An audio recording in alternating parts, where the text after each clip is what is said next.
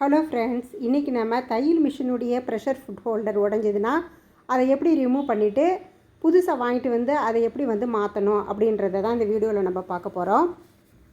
இப்போ எல்லார் வீட்லேயும் அவசியமான பொருளாக தையல் மிஷின் எல்லார் வீட்லேயும் இருக்குது.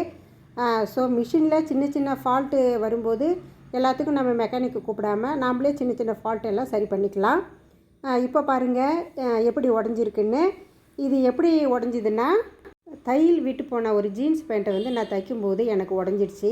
இதில் நான் பண்ண மிஸ்டேக் என்னன்னு பார்த்தீங்கன்னா, மிஷினுடைய இந்த பார்ட் வந்து கொஞ்சம் லூஸ் பண்ணிவிட்டு அதுக்கப்புறம் ஜீன்ஸ் கிளாத்லாம் ஸ்டிச் பண்ணியிருக்கணும். நான் அதை வந்து மறந்துட்டேன். ஸோ அதனால் அந்த ப்ரெஷர் ஃபுட் வந்து நமக்கு உடஞ்சிடுச்சு.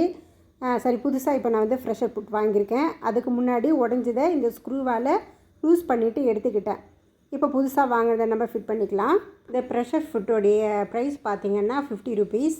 இதை வந்து மிஷினுடைய அந்த நீடில் வந்து இதுக்கு சென்டராக இருக்கிற மாதிரி இப்போ பாருங்களா, இது மாதிரி வச்சுட்டு ஸ்க்ரூவை வச்சு கையாலே நல்லா வந்து ஃபஸ்ட்டு நம்ம திருவி விட்டுட்டு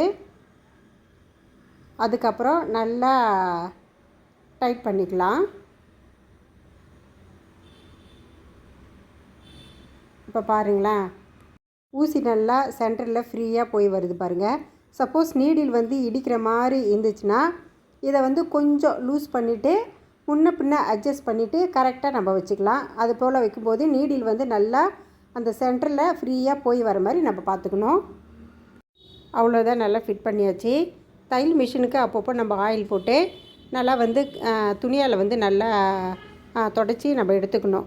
ஆயில் போட்டுட்டு அப்படியே விட்டுட்டோன்னா தூசியெல்லாம் வந்து பார்த்திங்கன்னா இந்த பல்லில் வந்து நிறைய வந்து அடைஞ்சிரும். அதுக்கப்புறம் வந்து நமக்கு வந்து தையல் வந்து சரியாக விழாது.